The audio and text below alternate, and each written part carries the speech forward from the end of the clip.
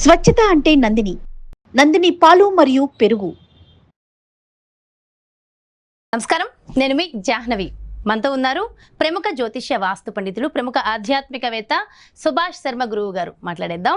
నమస్కారం గురువు గారు. శ్రీమాత్రే నమః. అయితే గురువు గారు, అప్పుల బాధతో ఎంతో మంది సతమతం అవుతూ ఉన్నారు. ఎంత తీరుద్దామన్నా ఇదిగో తీరినట్టే తీరుతుంది, మళ్ళా అప్పులు చేస్తుంటారు. ఈ అప్పుల బాధ తీరాలన్నా, అదే విధంగా ధనాభివృద్ధి, ధనం ఎప్పుడు మనతో ఉండాలని ప్రతి ఒక్కళ్ళం కోరుకుంటాం. చక్కగా డబ్బు ఉన్నప్పుడు ఆ కాన్ఫిడెంట్ లెవెలే వేరే ఉంటుంది. అంతటి మనకి కాన్ఫిడెన్స్ వచ్చి ఎప్పుడు చక్కగా ఉండాలన్నా, దీనికోసం తంత్ర సాధనలో ప్రత్యక్షంగా మరి ఎలాంటి రెమెడీస్ మనం చేయడం వల్ల చక్కగా ప్రతి ఒక్కరికి అప్పుల బాధ తీరి ధనాభివృద్ధి కలుగుతుందంటారు? చాలా మంచి ప్రశ్నమ్మ. తప్పకుండా అందరికీ కంటితో చూసే విధంగా ప్రత్యక్షమైనటువంటి ఒక రెమెడీని చెప్తాను. ముందుగా ప్రేక్షకులందరికీ శ్రీమాత్రే నమః, శ్రీ గురుభ్యో నమః. జ్ఞానినాంనపి చేతాంసి దేవీ భగవతీ సా బలాయ కృష్ణ మోహాయ మహామాయ ప్రయశ్చతి. అయితే చాలామందికి అప్పుల బాధ అనేటటువంటిది ఒక నరకప్రాయంగా మారిపోయింది. అప్పు అనేటటువంటిది ఎలా మనిషిని వేధిస్తుంది అంటే కనుక, మనిషిని సరిగ్గా నిద్రపోనివ్వదు, సరిగ్గా పని చేసుకోనివ్వదు. ఫోను మోగిందా, ఏ అప్పుల వాడు చేశాడని నిరంతరం క్షణక్షణం భయపడుతూ ఉంటాడు. అప్పుల బాధ మనిషికి మరణము కంటే అది ఒక విధమైనటువంటి శాపము లాంటిది అని చెప్పుకోవచ్చు. అంటే అప్పులు మనిషిని అంత వేధిస్తూ ఉంటాయి. మనుషులు అప్పు అనేటటువంటి మనిషిని ఎంత వేధిస్తాయంటే, ఎదుటి వ్యక్తి ఏది మాట్లాడినా కూడా తల వంచుకొని వినడమే తప్ప ఒక మాట సమాధానం చెప్పేటటువంటి పరిస్థితిలో కూడా మనం లేకుండా పోతాం. అంత దుర్భిక్షమైనటువంటిది అప్పు అనేటటువంటి మహమ్మారి. అందుకే మనిషిని ఏదైనా వ్యాధి ఒకటేసారి చంపేస్తుంది, కానీ అప్పు అనేటటువంటిది క్షణక్షణం చంపేస్తూ ఉంటుంది. ప్రతి నిమిషము టెన్షన్తో కూడుకున్నటువంటి జీవితం. ప్రతి నిమిషము ఎవరు ఏ అప్పుల వాడు చూస్తాడో అని దాక్కొని బ్రతకడము. ఒక్కొక్కసారి అప్పులు విపరీతంగా ఉన్నటువంటి వాళ్ళు బయట గడియ వేసుకొని తాళం వేసుకొని ఇంట్లో మనుషులు బ్రతికే అంత పరిస్థితులు ప్రతి ఒక్క మనిషి జీవితంలో కామన్గా అయిపోయాయి. ధైర్యం ఉన్నటువంటి వాడు ఐపీ పెట్టి తప్పించుకొని కళ్ళ ముందే తిరుగుతాడు. అధైర్యంగా ఉన్నటువంటి వాడు ఎవరైనా ఏదైనా మాట అంటారేమని భయంతో బ్రతికి ఇంట్లో తాళం వేసుకొని కూర్చుంటారు. చాలా మంది అప్పుల బాధతో అప్పుల బాధతో చనిపోయినటువంటి వారు ప్రతిరోజు పేపర్లో ఒక సంఘటన అయినా చూస్తూ ఉంటాము, వింటూ ఉంటాము. ఇలా అప్పు అనేటటువంటి మహమ్మారి నుండి ప్రతి ఒక్కరూ బయటపడాలి. ప్రతి ఒక్కరూ నిరంతరము కూడా డబ్బు సంపాదించేటటువంటి ప్రయత్నంలోనే ఉండాలి తప్ప అప్పు అనేటటువంటిది పెట్టుకోకూడదు అనేటటువంటి విధానంతో అతి రహస్యమైనటువంటి తంత్రశాస్త్రంలో ఉన్నటువంటి గొప్పనైనటువంటి మార్గం చెప్తాను. ఇది సాక్షాత్తు పరమశివుడు దత్తాత్రేయుడికి తంత్ర విధానంలో ఉపదేశించినటువంటి ఒక విధానము. ఈ విధానాన్ని ఎవరైతే ఆచరణ చేస్తారో, అది భక్తిపూర్వకంగా మనపూర్వకంగా ఎవరైతే ఆచరణ చేస్తారో వాళ్లకు అప్పు అనేటటువంటిది లేకుండా వాళ్ళ జీవితంలో ఎప్పుడూ కూడా ధనం దాచుకోవడమే తప్ప అప్పు అనేటటువంటిది చేయకుండా, ఇతరుల ముందు చేయి చాచకుండా నిరంతరము డబ్బుతో తులతూగేటటువంటి ఒక అద్భుతమైనటువంటి పరిష్కార మార్గము ఉప్పుతో చేయవలసినటువంటి విధానము ప్రత్యక్షంగా చూపిస్తానమ్మా. ఒక్కసారి చూడండి. ఇది కళ్ళుప్పు. ఈ కళ్ళుప్పు తీసుకోవాలి. అలాగే కళ్ళుప్పుతో పాటు పసుపు తీసుకోవాలి. అలాగే కుంకుమ తీసుకోవాలి. పసుపు, కుంకుమ, అలాగే ఈ కళ్ళుప్పు. ఇది తీసుకొని ఏం చెయ్యాలి, అలాగే దీపము, ఈ 2 మట్టి దీపాలే తీసుకోవాలి. మట్టి దీపాలకు శ్రేష్టమైనటువంటిది ప్రపంచంలో ఏదీ లేదు.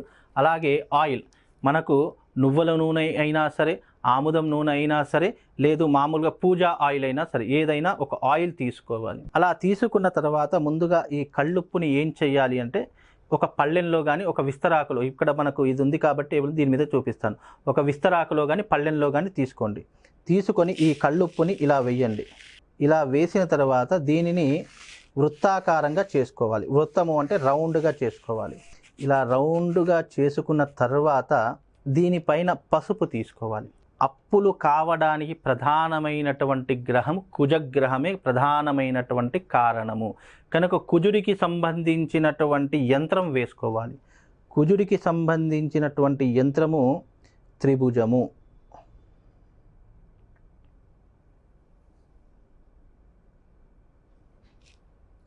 ఈ రకమైనటువంటి త్రిభుజాన్ని వేసుకోవాలి. అలాగే త్రిభుజాన్ని వేసుకున్న తర్వాత మనకు లక్ష్మీదేవి కూడా కావాలి. అప్పులు తీరిపోవడమే కాదు, లక్ష్మీదేవి కూడా కావాలి. లక్ష్మీదేవి కూడా కావాలి అంటే మళ్ళీ ఈ త్రిభుజాన్ని మళ్ళీ ఏం చేయాలి, ఇలా స్టార్ ఆకారంలో మళ్ళీ వేసుకోవాలి.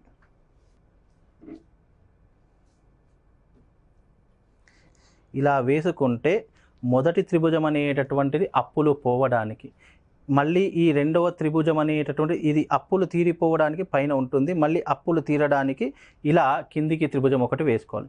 వేసుకున్న తర్వాత ఈ దీపపు కుండి ఉంది కదా, దీనికి చక్కగా గంధం అలంకరణ చేసుకోవాలి. గంధం 4 వైపులా గంధం ఆచరణ చేసుకోవాలి. గంధం పెట్టిన తర్వాత అలాగే కుంకుమ, దీన్ని చక్కగా అలంకరణ చేసుకోవాలి. చేసుకొని ఇది తూర్పు భాగం వైపు వచ్చేలా దీపాన్ని పెట్టుకోవాలి. తూర్పు భాగంలో వచ్చేటటువంటి దీపం ఇలా పెట్టుకొని దాని తర్వాత ఆయిల్ వేసుకోవాలమ్మా. చక్కగా ఇలా ఆయిల్ వేసుకోవాలి. ఆయిల్ వేసుకున్న తర్వాత వత్తులు తీసుకోవాలి. దూదితో చేసినటువంటి వత్తులు మాత్రమే తీసుకోవాలి. అయితే ఈ వత్తుల సంఖ్య కూడా ప్రామాణికంలో చెప్పడం జరిగింది. వత్తులు కూడా 2, 3 వేయకూడదు, 5 వత్తులు వేయాలి. ఇది పంచభూతాత్మికమైనటువంటి సాధన అంటారు. తంత్రశాస్త్రంలో పంచభూతాత్మికమైనటువంటి సాధనలో ఇదొక పద్ధతి. అంటే ఈ ఉప్పు దీపానికి మాత్రం 5 ఒత్తులు వేయాలి. 5 వత్తులు వేయాలి. ఈ 5 వత్తులు ఇలా ఒక దగ్గర చేసుకొని ఇవి నూనెలో మంచిగా తడపాలమ్మా. తడిపి ఇలా పెట్టేయాలి. దీపం వెలిగించే ముందు తప్పకుండా దానికి సంబంధించినటువంటి దీప మంత్రాన్ని చదువుకోవాలి. సాధ్యం మే త్రివర్తి సంయుక్తం వహినం యోజిత ప్రియా గృహాణ దేవేశ మంగళలోకం తిమీరః భక్త్యద్దీపం ప్రయచ్ఛామిం దేవాయాం పరమాత్మనే త్రాహి మాం నరకద్ఘోర దివ్యర్ జ్యోతిర్నమోస్తుతే అనేటటువంటి మంత్రం చదువుకోవాలి. లేదు ఈ మంత్రం మాకు రాదండి, మేము చదువుకోలేము, మాకు అంత నోరు తిరగదండి, మేము రోజు ఎన్నో రకాలైనటువంటి ఈ యొక్క నాన్ వెజ్ తింటుంటాం కానీ మా నాలుక చచ్చబడిపోయింది. కాబట్టి అలాంటి వారు ఎవరైనా ఉన్నటువంటి వారు ఉంటే గనక ఓం శ్రీ మహాలక్ష్మి దీపదేవతాయై నమః అనేటటువంటి మంత్రాన్ని చెప్పుకున్నా సరిపోతుంది. అది ఎవరైనా పలికేటటువంటి ఓం శ్రీ మహాలక్ష్మి దీపదేవతాయై నమః, ఓం శ్రీ మహాలక్ష్మి దీపదేవతాయై నమః అనేటటువంటి మంత్రం చదువుకొని చక్కగా ముందుగా దానికి నమస్కారం చేయాలి. నమస్కారం చేసిన తర్వాత మళ్ళీ ఏం చేయాలి, మళ్ళీ పసుపు తీసుకోవాలి, కుంకుమ తీసుకోవాలి. తీసుకొని ముందుగా దీపం వెలిగించే ముందు దీని ముందర పసుపు వేయాలి, అలాగే కుంకుమ వేయాలి. పసుపు కుంకుమ వేసేసాం కదండి. ఆ తర్వాత దీనికి చక్కగా నమస్కారం చేసుకుని మనసులో ఉన్నటువంటి సంకల్పం చెప్పుకోవాలి. సంకల్పం ఏంటి, దీని యొక్క ప్రధాన ఉద్దేశము తల్లి జగన్మాత ఆదిపరాశక్తి అంటే దీపానికి అధిదేవత శ్రీ మహాలక్ష్మి అని చెప్తాం, అందుకే దీపలక్ష్మి అంటూ ఉంటాం. అలాగే ఆ అమ్మవారి నమస్కారం చేసుకొని స్తుతించి ఏమనుకోవాలి, అమ్మా తల్లి జగన్మాత నా అప్పుల బాధలు రుణ విమోచనము నాకు జరగాలి, నిరంతరము ధనం సంపాదించేటటువంటి యోగ్యత నాకు కలగాలి. ధనం సంపాదించే యోగ్యత ఉన్నప్పుడే అప్పులు తీర్చుకోగలుగుతాము తప్ప ఇలా అప్పులుండి మళ్ళీ చాలామంది ఏం చేస్తారు, ఒక దగ్గర నుంచి అప్పు తీసుకొని మళ్ళీ ఇంకో దగ్గర తీరుస్తూ ఉంటారు, మళ్ళీ అక్కడి నుంచి తీసుకొని మళ్ళీ ఇక్కడ తీరుస్తుంటారు. అంటే వీళ్ళ దాంట్లో ఏంటంటే రొటేషన్కే జీవితం అంతా సగం అయిపోతూ ఉంటుంది. అంటే ఒక ఈఎంఐ తీయడానికి, ఒక క్రెడిట్ కార్డు కట్టడానికి ఇంకో క్రెడిట్ కార్డు నుంచి తీసుకుంటారు. అలా ఏమవుతుంది, అప్పులు పెరుగుతాయే తప్ప తరగవు. అలాంటి సమయంలో మనం ఎలా చేయాలి అంటే అప్పులు తరగడానికి మనకు ఇన్కమ్ అనేటటువంటి జనరేట్ కావాలి. అలా ఇన్కమ్ జనరేట్ కావడానికే మనకు ఈ యొక్క ఆదాయం పెరగడానికి ఈ యొక్క దీపం చాలా చక్కగా ఉపయోగపడుతుంది. అలాగే దీపం వెలిగించేటప్పుడు చక్కగా అమ్మవారికి నమస్కారం చేసుకొని మన మనసులో ఉన్నటువంటి కోరిక చెప్పుకొని ఈ దీపాన్ని వెలిగించాలి. అయితే దీపాన్ని డైరెక్ట్గా వెలిగించవచ్చు అంటారా, అగరబత్తులతో వెలిగించాలి. అంటే చాలా మందికి తెలియనటువంటి విషయం ఏంటంటే మనం చాలా మట్టుకు ఇలాంటి దీపం డైరెక్ట్ అది ఒక దీపం మాత్రము ఏదైనా అగ్గిపెట్టెతోనే వెలిగిస్తాము. ఒక దీపానికంటే మరొక దీపం ఎక్కువగా వెలిగించాలి అంటే తప్పకుండా అగరబత్తుల ధూపం వాడాలి. కాబట్టి మనకి ఇక్కడ అగరబత్తులు ఉన్నాయి కాబట్టి డైరెక్ట్గా అది వెలిగించకుండా మనం ఏం చేయాలి అంటే ముందుగా ఈ ధూపాన్ని వెలిగించుకోవాలి. అగరబత్తులు వెలిగించుకున్న తర్వాత ఈ అగరబత్తులు ఇలా వెలిగించిన తర్వాత దానికి ఉండేటటువంటి ఏదైతే అగ్ని ఉంటుందో ఆ అగ్ని ద్వారా మంచిగా నమస్కారం చేసుకొని ఈ యొక్క దీపాన్ని వెలిగించాలి. ఇలా వెలిగించిన తర్వాత ఈ ధూపాన్ని ఈ అగ్నిని ఆర్పివేయాలి. ఆర్పివేసిన తర్వాత చక్కగా ఇవి ఒక పక్కన పెట్టేసేసుకొని దీనిని మనం ఏం చేయాలి, చక్కగా ఈ దీపానికి నమస్కారం చేసుకొని మళ్ళీ ఈ దీపం ముందర వెలిగించాం కదా, ఇక పని అయిపోయింది కదా, ఎవరి పనిలోకి వాళ్ళు వెళ్ళిపోదామంటే కుదరదు. ఆ దీపం వెలిగించిన తర్వాత ఆ దీపం యొక్క శక్తి మనం పొందాలి. ఆ దీపం వెలిగించడంతో మన పని అయిపోయింది అని కాదు. ఆ దీపం వెలిగించిన తర్వాత లక్ష్మీదేవికి సంబంధించినటువంటి బీజాక్షరం ఉంటుంది. అమ్మవారికి సంబంధించినటువంటి బీజాక్షరం ఏంటి, శ్రీం అనేటటువంటి అక్షరము. శ్రీం అంటే అర్థం ఏంటి అంటే దీని ముందర కూర్చుండి చక్కగా 108తో ఉన్నటువంటి ఒక హారిద్రికామాల తీసుకోవాలి. హారిద్రికామాల తీసుకొని అది ముందర పెట్టుకొని చక్కగా ఓం శ్రీం ఓం శ్రీం ఓం శ్రీం ఓం శ్రీం అనేటటువంటి బీజాక్షరాన్ని 108 సార్లు చేసి ఆ దీపానికి నమస్కారం చేసుకొని మనము ఆ రోజున పూజ ముగించుకుంటే మీరన్నట్టుగా అప్పుల బాధలే కాదు, ఆయనకు నిరంతరమైనటువంటి ధనవృద్ధి జరుగుతుంది. అలాగే ఆ దీపము యొక్క సాక్షిభూతము కనుక ఆ దీపము ఎన్ని రోజులైతే ప్రకాశింపబడుతుందో, ఈ సూర్యుడు ఎన్ని రోజులైతే భూమి మీద మనకు కనిపిస్తూ ఉంటాడో అన్ని రోజుల వరకు అప్పు అనేటటువంటిది మళ్ళీ అతనికి తాకదు. అప్పులు తీర్చుకోవడానికి, డబ్బు సంపాదించుకోవడానికి ఈ ఉప్పు దీపం అనేటటువంటిది ఉపయోగపడుతుంది. ఇది కూడా నమ్మకముతో విశ్వాసంతో చేస్తేనే సాధ్యపడుతుంది తప్ప ఏదో గురుగారు యూట్యూబ్లో చెప్పారు, జాహ్నవి గారు ఏదో అడిగారు, ఏదో చూయించారు, మాయలు మంత్రాలు చేశారు, అలా కాదు. సాధన సాధ్యతే సాధ్యం. నువ్వు సాధన చేసుకుంటూ వెళ్తేనే ఏదో ఒక రోజు నువ్వు సాధించే కోరిక సాధ్యపడుతుంది.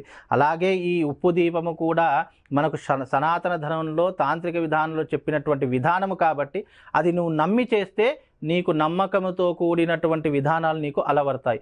లేదు ఏదో ఒకసారి చేసి చూద్దాములే అని అనుకుంటే ఎప్పటికీ కూడా కోరిక నువ్వు నమ్మకంతో విశ్వాసంతో చేస్తేనే ఇది నీకు సాధ్యపడుతుంది. అయితే గురువుగారు, ఈ ఉప్పు దీపాన్ని ఏ దిశగా పెట్టాలి, ఏ ఏ రోజుల్లో పెట్టాలి, ఎన్ని రోజులు చేయడం వల్ల మనకి ఫలితం వస్తుందంటారు? ఉప్పు దీపం అనేటటువంటిది ప్రతి ఒక్క శుక్రవారము ఆచరణ, రోజు అవసరం లేదు. ఒక్క శుక్రవారం ఎంచుకోండి. శుక్రవారం ఎంచుకున్న తర్వాత శుక్రవారం ఉప్పు దీపాన్ని వెలిగించండి. మళ్ళీ తెల్లవారుతుంది కదా, సమయంలో, రాత్రి సమయంలో, మనకు సాయంకాల సమయం ప్రదోష కాలం అనేటటువంటిది చాలా ఇంపార్టెంట్. ఎందుకంటే ప్రదోష కాలంలోనే భూమి మీద లక్ష్మీదేవి సంచరించేటటువంటి కాలము, దానిని ప్రదోష కాలము అంటాము. సంధ్య వేళ అని అంటూ ఉంటాము. 6 గంటల సమయం, 6 నుంచి 7 గంటల సమయంలో ఈ సంధ్యాకాలం అనేటటువంటిది ప్రారంభమవుతుంది. ఆ సమయంలో చక్కగా స్నానం చేయాలి మళ్ళీ, ఎందుకంటే ఉదయకాలం అన్నీ ముట్టుకుంటాం కాబట్టి మళ్ళీ ఉప్పు దీపం వెలిగించేటప్పుడు స్నానము చేసి శుచి శుభ్రతగా ఈ ఉప్పు దీపం మందిరంలో పెట్టాలా, ఆగ్నేయ మూల? లేదండి, ఈ ఉప్పు దీపం ఎక్కడ పెట్టాలి అంటే ఒక ప్రదేశంలో, మనం విస్తరాకు కానీ ప్లేట్ కానీ అనుకున్నాము, ఆ విస్తరాకు ప్లేట్ ఎక్కడ పెట్టుకోవాలి, మనకు డిస్టర్బెన్స్ లేనటువంటి సమయంలో పెట్టాలా ఉప్పు దీపం? లేదు, కిచెన్ లో పెట్టకూడదు, హాల్లో కాదు. ఎలా నువ్వు ఒక నిర్ణీతమైనటువంటి ప్రదేశంలో కూర్చోవాలి. పూజా గది అయినా సరే, హాల్ అయినా సరే, నీకు ఏదైనా ఇంక వేరే గార్డెన్ లాంటిది ఏదైనా ఉంది అని అంటే అక్కడ మళ్ళీ డిస్టర్బెన్స్ లేనటువంటి ప్రదేశంలో కూర్చోవాలి. ఈ ఉప్పు దీపం వెలిగించేటప్పుడు డిస్టర్బెన్స్ చేయడం కానివ్వండి, ఫోన్లు వచ్చాయని చెప్పి ఫోన్లు మాట్లాడడం కానివ్వండి, లేదా ఏదో మర్చిపోయాను, అన్నీ ముందుగానే సమకూర్చుకొనే కూర్చోవాలి. ప్రతి ఒక్కసారి మాట్లాడుతూ డిస్టర్బెన్స్ అవుతూ ఉంటూ చెవులకు ఏదో వినిపిస్తూ ఆలోచనలు ఎటో ఉంటూ ఇలా చేస్తే మాత్రం ఇది సాధ్యపడదు. నువ్వు ప్రశాంతంగా నీ బుర్రలో ఎలాంటి ఆలోచనలు లేకుండా ఇలాంటి ప్రక్రియను చేస్తేనే అది నీకు సాధ్యపడుతుంది తప్ప ఒక దిక్కు ఫోన్లు మాట్లాడుకుంటూ తల ఇలా పెట్టేసేసి, ఒక దిక్కు ఇట్లా అగ్గిపెట్టె వెలిగించేసి, దీపం వెలిగించేసి నేను అయిపోయింది కదా అనుకుంటే ఎప్పటికీ ఫలితం రాదు. కాబట్టి చేసే ఒక 5 నిమిషాల పూజ అయినా అది నియమనిష్టలతో ఆచరణతో చేస్తే అది తప్పకుండా సాధ్యపడదు. ఒక ఒక ప్రదేశంలో, అంటే నీకు డిస్టర్బెన్స్ లేనటువంటి ప్రదేశం, అది ఎక్కడైనా సరే నీ ఇంట్లో వెలిగించడం ముఖ్యం తప్ప ఏ ప్రదేశంలో వెలిగిస్తున్నావు అనేటటువంటిది ముఖ్యం కాదు. కనుక నువ్వు ఏ ప్రదేశంలో వెలిగిస్తున్నావో ఆ ప్రదేశంలో నువ్వు నిర్ణీతమైన నీ మైండ్, నీ మనస్సు రెండూ కూడా నీ కంట్రోల్, నీ ఆధీనంలో ఉండి ఇది వెలిగించుకోవాలి. ఇలా తర్వాత రోజు మరి ఆ ఉప్పుని, అక్కడ ఉన్న సామాగ్రిని ఏం చేయాలంటారు? దీపము, ఈ యొక్క మట్టి దీపాలు ఏవైతే అవి మనం వాడుకోవచ్చు. ఉప్పు ఏదైతే ఉందో అది నీళ్ళల్లో వేసేయాలి. ఆ ఉప్పు కరిగిపోతుంది, నీ అప్పులన్నీ అదే రకంగా కరిగిపోతాయి. ఉప్పు ఎప్పుడైతే నీళ్ళలో వేస్తే కరగడం మొదలవుతుందో నీ అప్పులు కూడా అప్పటి నుండి తరిగిపోవడం మొదలవుతుంది. ఎందుకంటే మనం ఒకసారి వెలిగించాము ఇక అప్పులన్నీ తీరిపోయాయి అంటే కాదు, అది నువ్వు చేస్తూ వెళ్ళాలి. అలా చేస్తూ వెళ్ళినప్పుడు ఆ యొక్క యూనివర్స్కి నువ్వు చేసేటటువంటి శక్తి ఏదైతే ఉందో అది నీకు యూనివర్స్కి కనెక్ట్ అయిపోయి ఆ ఉప్పు ఎప్పుడైతే నువ్వు వేయడం మొదలు పెట్టావో అప్పటి నుండి నీ అప్పులు తరిగిపోవడం మొదలవుతాయి. ఆ ఉప్పు ఒకటేసారి వేయగానే ఎప్పటికీ కరగదు, ఎందుకంటే నువ్వు నిరంతరం వేస్తుంటావు. అలా నువ్వు ఒక 11 వారాలు ఆచరణ చేసుకో. 11 వారాలలో నీ అప్పులు తీరకపోతే మళ్ళీ ఇదే నంబర్కి కాల్ చేయండి, అప్పుడు నన్ను అడగండి. అది కూడా నేను చెప్తున్నాను, భక్తి శ్రద్ధలతో చేయాలి అని చెప్తున్నాను. ఆ నీళ్ళని మొక్కలకి వేసేయచ్చు, నీళ్ళకు మొక్కలకు వేసే, లేదా దగ్గరలో నది ఉంది, దగ్గరలో వాగు ఉంది, దగ్గరలో బావి ఉంది అన్నప్పుడు దాంట్లో వేస్తే ఇంకా చాలా మంచిది. లేదు అన్నప్పుడు చాలా మంది అపార్ట్మెంట్లు ఉంటాయి, దగ్గరలో ఏమీ కనిపించదు కాబట్టి నువ్వు ఒక టబ్బు తీసుకొని ఆ టబ్బులో నీళ్ళు నింపి అందులో ఈ యొక్క కళ్ళుప్పును వేసేసినా సరిపోతుందమ్మా. తంత్ర సాధన ప్రత్యేక పరిష్కారం చాలా చక్కగా ఎక్స్ప్లెయిన్ చేశారు గురుగారు. Thank you so much. నమస్కారం. శ్రీమాత. చూసారు కదండి, తంత్ర సాధన ప్రత్యక్షంగా ప్రత్యేక పరిష్కార మార్గం ఎంతో చక్కగా వివరిస్తూ చక్కటి రెమెడీని ఎక్స్ప్లెయిన్ చేశారు కదా గురుగారు. మరో ప్రత్యేకమైన కార్యక్రమంతో మళ్ళీ మీ ముందుకు వచ్చేస్తాం. మరి అదే విధంగా మీ యొక్క జాతకానికి సంబంధించి కానీ, లేదంటే మీ ఇంటి వ్యాపార వాస్తుకి సంబంధించి కానీ, లేదంటే గురువు గారు ప్రత్యేకంగా నిర్వహించేటటువంటి యజ్ఞ యాగాదులలో మీరు కూడా పాల్గొనాలి, అపాయింట్మెంట్ కావాలి అనుకుంటే క్రింద డిస్ప్లే అవుతున్నటువంటి నెంబర్స్కి కాల్ చేయండి. నమస్కారం.